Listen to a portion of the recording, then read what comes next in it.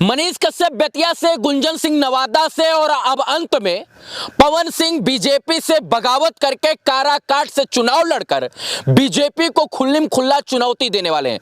मैंने आपसे कहा था ना कि मनीष कश्यप, गुंजन सिंह और पवन सिंह के बीच में एक बड़ी जबरदस्त मीटिंग हुई आज के 20 दिन पहले, मैंने आपको बताया था।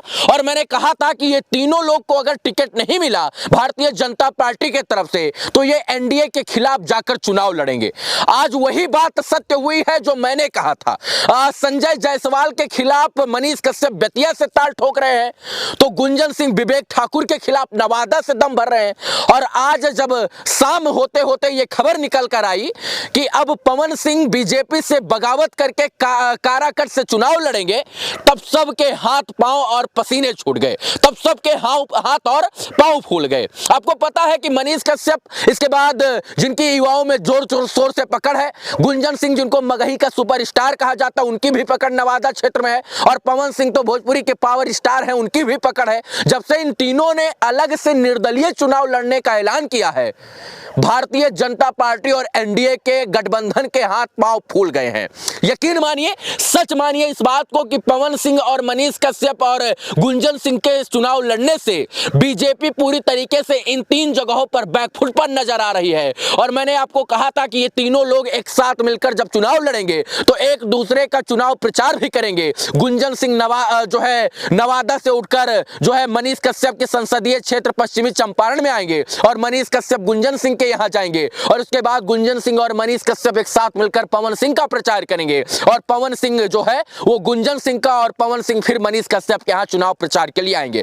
यानी ये जो ट्रायंगल बनाया गया है, त्रिकोण बनाया गया है, इसको आप कम आंकने की कोशिश मत कीजिएगा, क्योंकि ये तीनों युवा अब दम भर चुके हैं। तीनों ये बीजेपी से बगावती हो चुके हैं और बगावत की बिगुल फूंक कर पूरी तरीके से इन्होंने बीजेपी और एनडीए गठबंधन का हाथ पैर फुला कर रख दिया है। मनीष कश्यप को टिकट नहीं मिला तो वो सीधे सीधे तौर पर आए, उन्होंने कहा कि मैं निर्दलीय चुनाव लड़ूंगा, और बेतिया से अभी वो चुनाव प्रचार कर रहे हैं। इसके बाद गुंजन सिंह जो नवादा से टिकट चाहते थे, उनको भारतीय जनता पार्टी ने टिकट नहीं दिया, तो वो एलजेपीआर के पास गए। जब चिराग पासवान की पार्टी की झोली में नवादा की सीट नहीं आई, तो वो भी एनडीए की तरफ से, गठबंधन से पूरी तरीके से मुंह मोड़ कर एक नारे के साथ नवादा में उतरे कि नवादा का बेटा ही नवादा का नेता बनेगा। और अंत में जब आसनसोल से टिकट वापस कर दिया किसने, पवन सिंह ने, तो पवन सिंह ने भी ये सोचा कि अब आरा और इसके बाद बलिया से बीजेपी हमको टिकट तो नहीं देगी,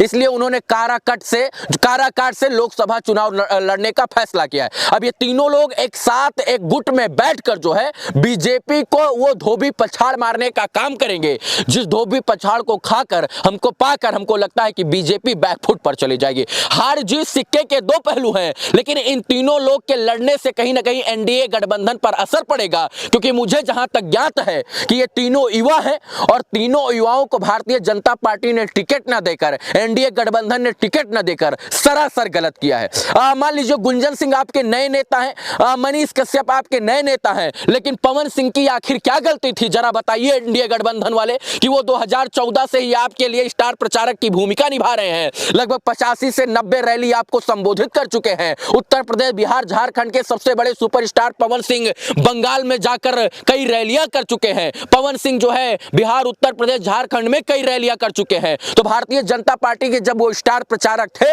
तो उनको टिकट आखिर क्यों नहीं दिया गया, सवाल ये है। और यही कारण है कि पवन सिंह आज ट्विटर के माध्यम से जानकारी दिए कि मैं अपनी माता की बात सबसे ज्यादा मानता हूं, और अपनी मां से मैंने वादा किया था कि लोकसभा चुनाव 2024 में लड़ूंगा, और उसी वादे को निभाने के लिए मैं काराकाट लोकसभा सीट से चुनाव लड़ूंगा। अब मनीष कश्यप के विपक्ष में कौन है, तो पूर्व प्रदेश अध्यक्ष बीजेपी के संजय जायसवाल है। नवादा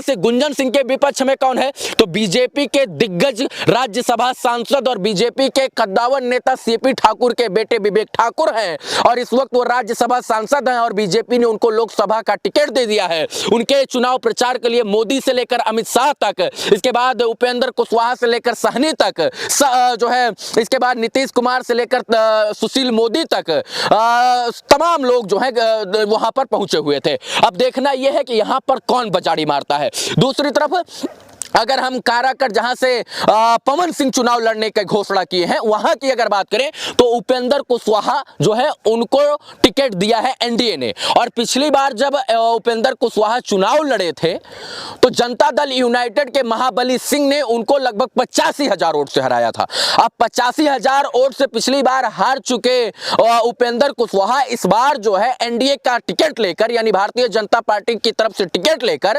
काराकट लोकसभा से चुनावी मैदान में ताल ठोक रहे हैं।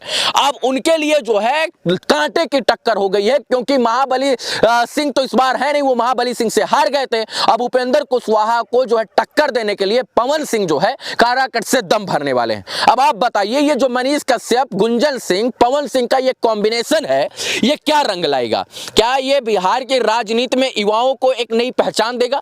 क्या जो बिहार के युवा हैं वो अब बगावती होने पर मजबूर हो गए हैं कि अगर कोई पार्टी उनको टिकट नहीं देगी तो वो बगावत की बिगुल फूंक देंगे? फिर मनीष कश्यप ने पवन सिंह के उस ट्विटर वाले अकाउंट को ट्वीट को शेयर करते हुए लिखा कि क्या लगता था हम अकेले हैं? नहीं, हम सब एक हैं। इसका मतलब कि मनीष कश्यप ने साफ साफ तौर पर यह कह दिया है कि पवन सिंह, गुंजन सिंह और मनीष कश्यप अब तीनों जो है चक्रव्यूह की तरह ट्रायंगल बनाएंगे और उस ट्रायंगल से बीजेपी को तीन तरफ से घेरने का प्रयास करेंगे और बीजेपी के खिलाफ जाकर मनीष कश्यप काराकट, इसके बाद नवादा में गुंजन सिंह के लिए ये लोग चुनाव का प्रचार करेंगे और पवन सिंह का तो अब पूरा सहयोग मिलने वाला है। आपको क्या लगता है पवन सिंह के साथ गलत हुआ है काजी?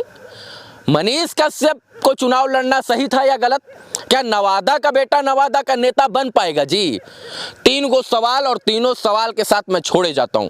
आखिर इन तीनों लोग को भारतीय जनता पार्टी ने टिकट क्यों नहीं दिया?